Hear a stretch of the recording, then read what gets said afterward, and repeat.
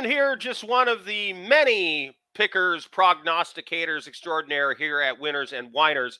And joining us, well, the guy, the picker, the prognosticator extraordinaire himself, Scott Steen, the Steehnroller. How are you this first Monday after the NFL season has started?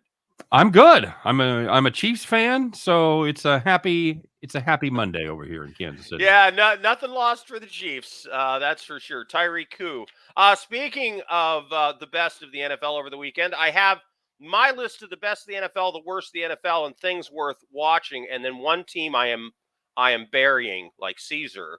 The best of the NFL to you this weekend. Who is it that we're anointing as Super Bowl champions already? Well, obviously, I think obviously the Chiefs looked good. I thought the Ravens looked good. The Tampa Bay Buccaneers did a fine job last night down there in Dallas. Although this is that's a terrible Dallas team. It really is. I'm just scrolling through here to see what else stood out. I took the Vikings to win the NFC North. I feel pretty good about that pick. We had the Vikings in that game over the Packers, and that really wasn't ever really in danger. Chargers looked okay. They let the Raiders back in it late, but were able to hold on. And we'll see what Denver looks like tonight. But as far as the disappointments go, and I know we haven't quite gotten there yet, but how do you not be disappointed in the in the Bengals, in the Patriots?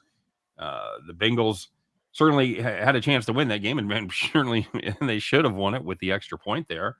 But they played terribly that entire game. Steelers outplayed them pretty much from beginning to end. So maybe the Saints are back. It'll be interesting to see if the Saints with Michael Thomas and a healthy, famous Jameis Winston can challenge there in the NFC South for the supremacy with Tampa Bay. But and then you always have to be careful about overreacting going into week 2. But I think that's what Remember, Aaron Rodgers and the Packers got blown out in their first game last year, just blown off the field. Yep. By the Saints. Saints just absolutely took it to them. No question about it. And it happened again yesterday in a game that probably wasn't as close as the final 23-7 score would indicate. The Vikings took care of business, and more importantly, they handcuffed Aaron Rodgers. He looked lost without his regular receivers there. I think Justin Jefferson has an invisibility ring like the Hobbit because they kept forgetting to cover him. I don't understand it. I don't understand how you forget to cover Justin Jefferson. But, well, it was the same way watching Chase go with the Bengals there. And then Devontae Adams, he'd be wide open. Adams with the Raiders was there's a couple times when Adams didn't have anybody within 8 yards of him, and I'm like, how the hell? I don't know. Does that happen? Well, and you watch the Chiefs in Kelsey get wide open, and you're like, that should be priority one with everybody. I don't get it. Speaking of, look, my best of the NFL, I agree to a great extent. It's going to be Kansas City and Buffalo for the AFC Championship, barring something bizarre happening. Because Kansas City just, as a watcher of football, I just don't see another team where it just looks that easy. Where it's just like, oh, well, back flip this and flip out to the side that and underhand flip to the running back this and Travis Kelce for 25 yards that. And it's just, they just don't get stopped ever. No.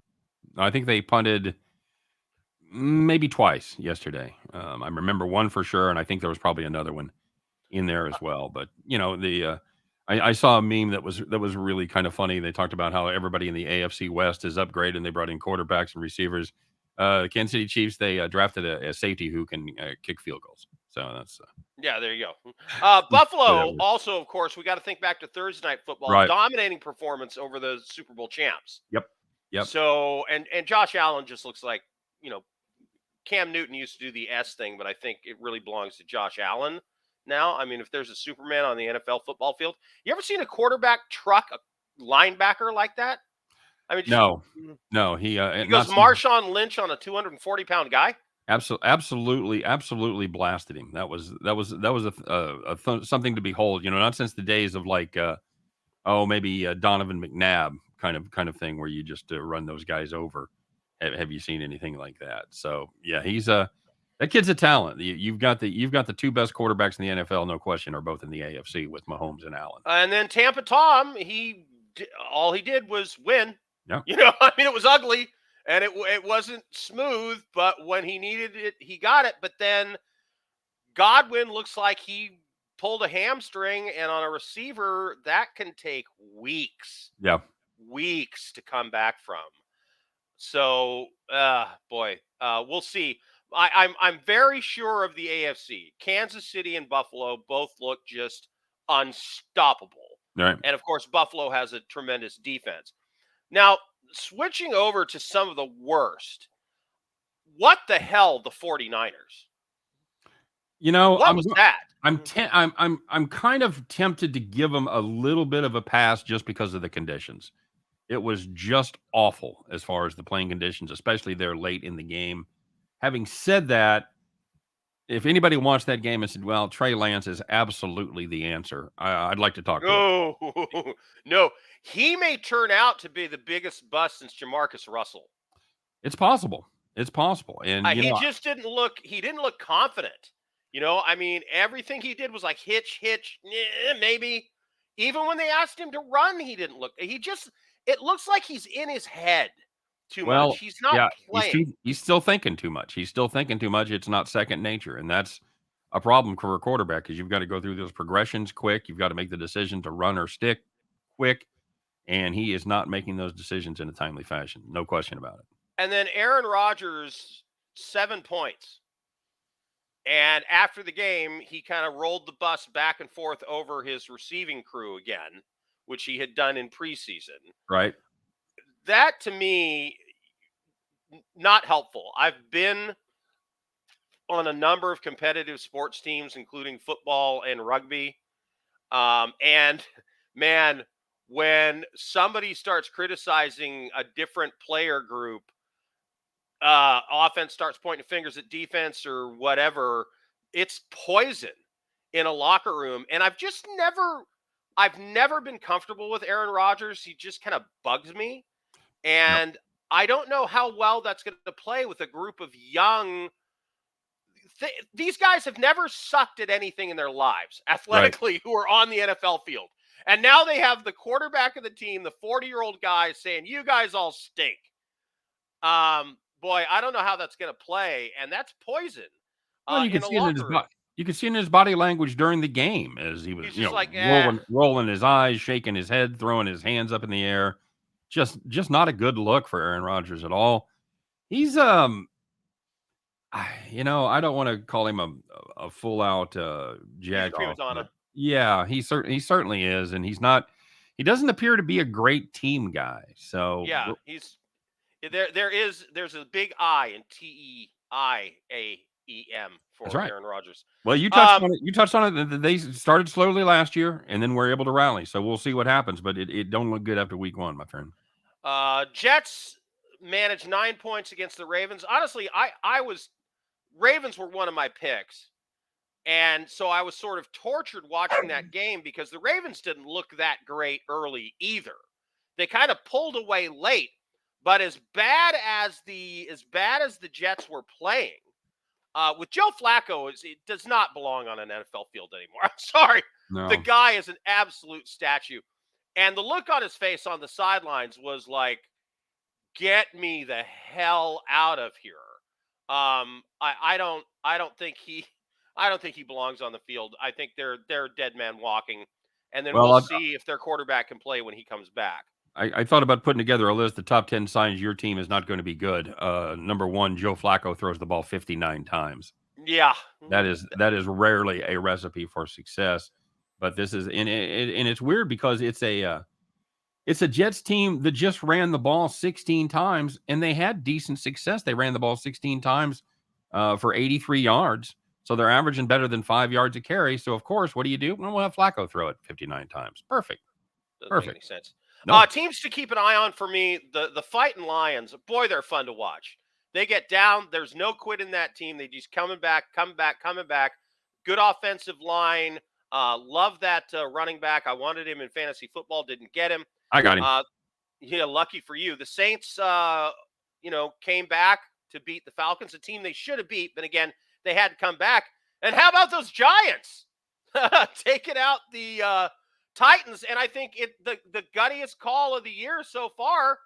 oh no, we're not going for the tie. We're going to take the 2 points on the road and go for the win. That's right. The Giants. Going for two, baby. And that's kind of the college style when it's the end of the game and everybody's worn out and you're just like, you know what? I just got to get this. I think we got a better chance of converting this than we do of winning in overtime. And I think it was the right move. It worked out, except they let them get down there to try the short field goal, but luckily they chunked that. So yeah, Boy, a lot of chunked field goals. Tough day for kickers. Tough day for kickers. The Lions, they just kind of continued the tradition that they had last year, where they were 3-14 on the season, but they're 11-4-2 against the number. They're a team that covers, but they don't win. So we'll see if they can turn that around. By the way, one team we're just going to bury right now, and that is the Dallas Cowboys. They looked terrible when Dak was in the game. Zeke looks slow. All right.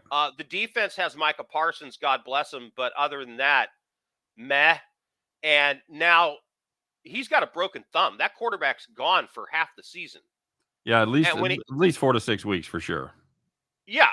Well, and when he comes back, I mean, as a quarterback, you got to have hella strong hands. And as speaking from experience, somebody who has had broken limbs, including a broken thumb, got stepped on playing rugby and snapped it. Even when the cast comes off and it's usable, it's nowhere near full strength. No, these guys playing that and you hear these stories. Well, he had thumb surgery. He should be good to go in 3 weeks. I'm like, who the hell are these guys? Yeah, but they are they're superhuman. But having said that, if the Cowboys weren't done before the season started, they're definitely done now. Yeah, a couple of early lines to look at. Kansas City is only -3 against the Chargers. I'm on that right now. No, I'm not waiting. That'll be 6 by the end of the week, don't you think? I'm not sure it'll cross over to 6, but I wouldn't be surprised to see 4.5 or 5 in that game. This is a home opener for the Chiefs. Thursday night game. The crowd will be there, be fired up. I made a note to myself after yesterday's performance and said I am not betting against the Chiefs ever. No, it's and I actually had the under in that game, and that did not work out very well. If the Chiefs would have stopped the Cardinals there on the 4th and goal, if they could have got that stop, my under actually had a shot. But as it turned out, the problem with the under, Arizona couldn't stop them. They had nothing, no answers for that team at all. No answer at all. Yeah, we'll see. We'll see what happened with the Chargers. That was another team that got out to a big lead yesterday and then just kind of whistled it away. So, everybody. I thought the Raiders were going to come back and beat them. They've done it so many times. Yeah, that it's just sort of become a pattern. You figured the Chargers were going to charge her, but this is a team that couldn't run the ball. Chargers ran the ball 31 times for 66 yards. That ain't going to get it done because I think that pass rush of Kansas City is much improved with Karlaftis taking up a couple of bodies. And I think it's going to free up Frank Clark. I think it's going to free up Chris Jones. You saw Chris Jones in the backfield a lot yesterday. Everybody, in Kansas City, we keep hearing how, Herbert's better. Josh Allen is better. And we'll see if they can prove it because those teams don't beat Kansas City. And finally, another early line to jump on. The Bengals are -7 at the Cowboys. I was amazed that there was a line for this game. I assumed with the Dak injury that it would come off the board, right? But it was still there this morning. And I immediately looked and I went, oh, -7? Oh, hell yeah. The Bengals struggled against the Steelers. Keep in mind, Joe Burrow missed the entire training camp. For he had an appendectomy 4 weeks ago. Right. He missed almost all of training camp. He hadn't played organized football for months before that. So he's coming back. And, yeah, he looked a little rusty. He wasn't Joe Cool that we saw last year. But I think with another week of practice and having been on the field and played in a game, next week he'll come out sharp. The Cowboys might not score. It's certainly possible. It's certainly possible. That's they may get close enough to put a field goal or two on the board, but I don't know how they're going to have those long sustained drives. It's going to be. I like that. Now there's a number that we could see get close to 10 by the end of the week. Yeah. As you hear more and more about people become aware that Dak's not going to play, and sometimes it takes gamblers a little bit to catch up. And I'm like you. I love those early lines before everybody. They're still focused on last week. They're just looking at the Monday night game.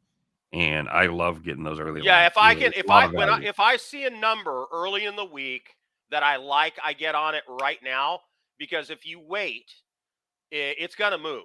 It's gonna Absolutely. move. I think that number will be 6 with the Chargers by the end of the week, maybe higher, and the Bengals will be -10 against the Cowboys. I bet. Okay. But right now it's -3 and -7, and I've already got it locked in. So we'll see. Hey, this has been great. Love doing it with you. Love to do it more. And by the way, I guess I'll see you on the big football show tomorrow That's right. or later in the week. We're doing our second episode of our big sports show, as you called it, and we're pretty excited about it. Last week went pretty good. We got a few views, but we're looking for more.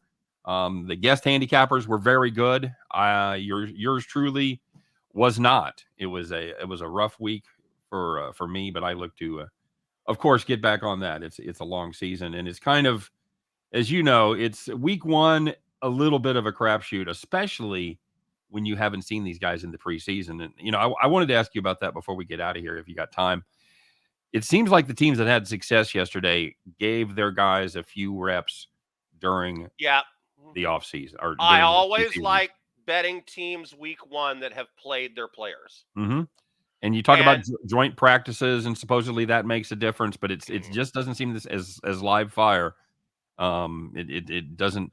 Mahomes in the offense played 3 series in the preseason. They led touchdown drives on each of them, and those first 3 drives yesterday looked exactly the same way. the Bears played their starters a lot, and they beat the 49ers. That's The right. Vikings played the starters a lot. They beat the Packers. Now the Ravens did not have many starters in. They kept Lamar out the whole time, and And they it were showed. clunky in the first half. Absolutely. And it showed. Mhm. He was not good in the first half. Buffalo played a lot of starters. They crushed the Rams.